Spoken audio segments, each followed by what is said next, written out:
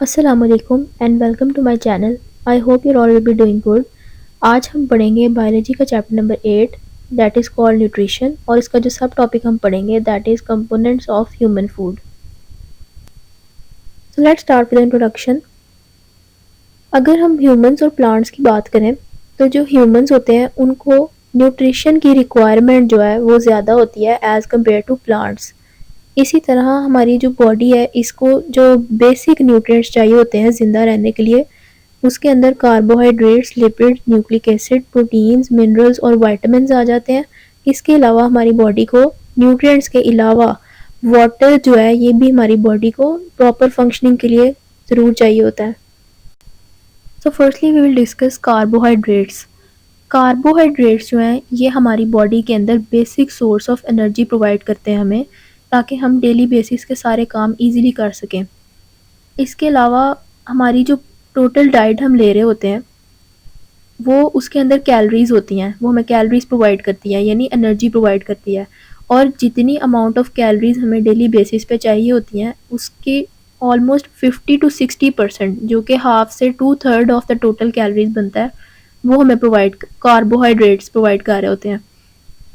Carbohydrates होते हैं ये डिफरेंट टाइप्स के होते हैं, जिसके अंदर बेसिक सोर्स ऑफ एनर्जी जो है हमारी बॉडी में वो ग्लूकोज होता है, यानी कार्बोहाइड्रेट की एक सब कैटेगरी ग्लूकोज है जो कि हमारी बॉडी को बेसिक एनर्जी प्रोवाइड कर रही होती है। इसके अलावा भी कार्बोहाइड्रेट्स डिफरेंट फॉर्म्स के अंदर होते हैं, for example maltose, lactose, sucrose and starch, और ये सारे सोर्सेज जो हैं ये हमारे फूड के अंदर होते हैं। कार्बोहाइड्रेट्स जो है अगर हम 1 ग्राम कार्बोहाइड्रेट खा रहे हो तो वो हमें 4 किलो कैलोरीज एनर्जी प्रोवाइड करते हैं। Humans get carbohydrates from the foods like bread, pasta, beans, potatoes, bran, rice and cereals. ये सब वो फूड्स हैं जिससे हमें बेसिक सोर्स ऑफ कार्बोहाइड्रेट्स मिल रहे होते हैं। तो जैसा कि मैंने बताया कि कार्बोहाइड्रेट्स जो हैं ये हमारी बॉडी के अंदर कॉमन सोर्स ऑफ एनर्जी हैं और ये ग्लूकोज में कन्वर्ट होकर हमें एनर्जी प्रोवाइड करते हैं। लेकिन अगर किसी भी वजह से हमारी बॉडी के अंदर कार्बोहाइड्रेट्स के सोर्सेज कम हो जाएं, वो ऐसे भी हो सकते हैं कि हम डाइट के थ्रू उसको कम ले रहे हैं, या अगर हमारी बॉडी में कोई ऐसी डिजीज़ कंडीशन हो गई है कि हम कार्बोहाइड्रेट्स नहीं खा सकते, तो फिर हमारी बॉडी जो है वो प्रोटीन और फैट को कन्वर्ट करती है ग्लूकोज के अंदर, और प्रोटीन और फैट्स भी as a source of energy हम जो है वो यूज़ कर सकते हैं। The second nutrient is lipids. अब जो लिपिड है ये हम बेसिकली फैट्स को कहते हैं। The lipids present in food are composed of fatty acids bonded to glycerol. इसके हम पहले स्ट्रक्चर की बात कर लेते हैं कि लिपिड्स का स्ट्रक्चर कैसा होता है। जो लिपिड्स होते हैं हमारे फूड के अंदर, इसके अंदर दो चीज़ें होती हैं, फैटी एसिड्स जो कि ग्लिसरॉल के साथ बाउंड किया होता है। आप इस पिक्चर में देख सकते हैं कि ये ग्लिसरॉल का एक मॉलिक्यूल होता है और उसके साथ 3 फैटी एसिड्स अटैच होते हैं, तो एक लिपिड का स्ट्रक्चर बनता है। The fatty acids of lipids में बी सैचुरेटेड और अनसैचुरेटेड। अब जो फैटी एसिड्स होते हैं लिपिड्स के अंदर वो या तो सैचुरेटेड हो सकते हैं या अनसैचुरेटेड हो सकते हैं।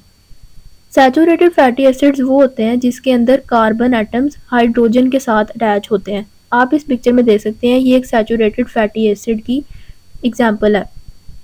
इसके अंदर कार्बन और हाइड्रोजन जो है ये आपस में सिंगल बॉन्ड बनाते हैं, और ये जो रूम टेम्परेचर होता है उसके ऊपर सॉलिड होते हैं।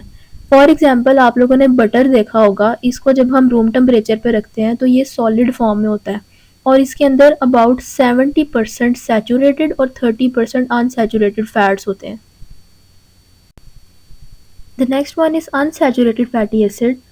Unsaturated fatty acids have some of their carbon atoms double bonded in the place of hydrogen atoms. तो जैसा कि मैंने आपको पहले बताया कि सैचुरेटेड फैटी एसिड्स के अंदर कार्बन और हाइड्रोजन जो है इन दोनों के दरमियान सिंगल बॉन्ड होता है, लेकिन अनसैचुरेटेड फैटी एसिड्स में कार्बन एटम्स जो हैं ये कार्बन कार्बन के साथ जो है अटैच होता है और इनके दरमियान डबल बॉन्ड होता है instead of hydrogen. The lipids containing unsaturated fatty acids are liquid and at room temperature. जो अनसैचुरेटेड फैटी एसिड्स होते हैं ये रूम टेम्परेचर के ऊपर लिक्विड फॉर्म में होते हैं।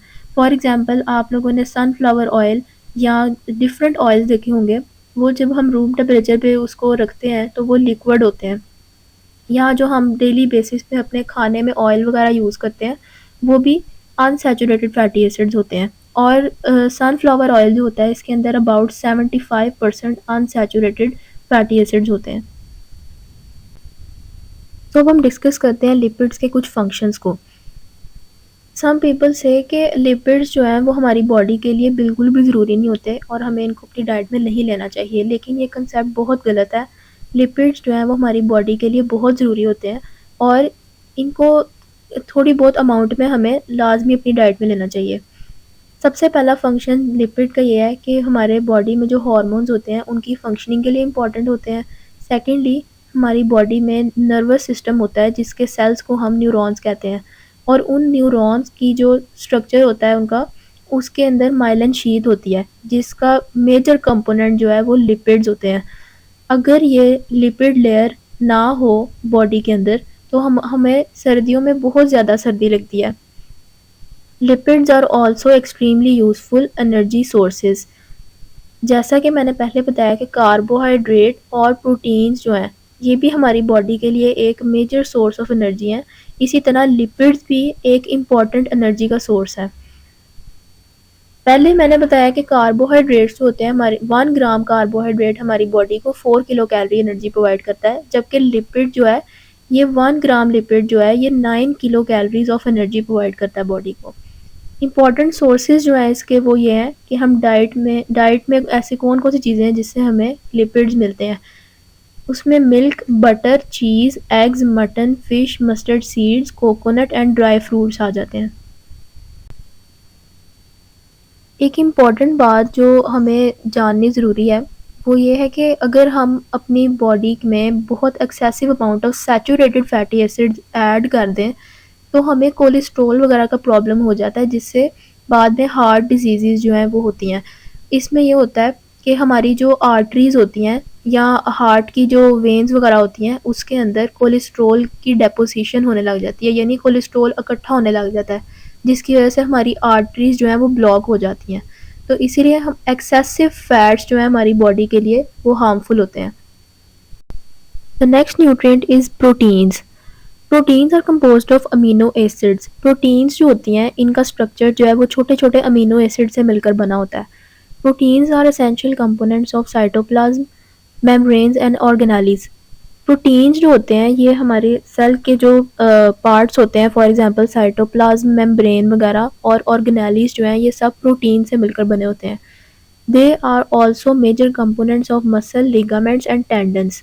सो we use proteins for growth. अब जो हमारी बॉडी में मसल्स, लिगामेंट्स और टेंडन्स होते हैं, प्रोटीन उनका एक मेजर कंपोनेंट है। ये सब प्रोटीन से मिलकर बने होते हैं, इसीलिए हम कहते हैं कि प्रोटीन हमारी ग्रोथ के लिए बहुत ज़रूरी है। लिगामेंट्स हम कहते हैं जो हमारे बोन को बोन से अटैच करते हैं, और टेंडन्स हम कहते हैं जो हमारी बोन को मसल्स के साथ अटैच करते हैं। ये उनका एक मेजर कंपोनेंट है प्रोटीन। और हमारी बॉडी में कुछ इंजाइम्स होते हैं वो भी प्रोटीन से मिलकर बने होते हैं। Proteins can also be use for gaining energy. अब हमारी बॉडी में अगर कार्बोहाइड्रेट और फैट्स कम हो तो प्रोटीन को हम as a source of energy use करते हैं। 1 gram of proteins contain 4 kilo calories of energy. तो जैसा कि हमें पता है कि 1 ग्राम ऑफ कार्बोहाइड्रेट जो है वो 4 किलो कैलोरी एनर्जी देता है, इसी तरह प्रोटीन्स भी हमें 4 किलो कैलोरीज एनर्जी प्रोवाइड करती हैं 1 ग्राम। डाइटरी सोर्सेज में हमें meat, eggs, grains, legumes, dairy products such as milk और चीज़ से प्रोटीन्स हासिल होता है। लेग्यूम्स जो है ये हम दालें और चने वगैरह जो है उनको कहते हैं। सो आई होप दैट आज का लेक्चर आपको समझ आया होगा, और अगर समझ आया है so do like, comment and share and subscribe to my channel. Thank you.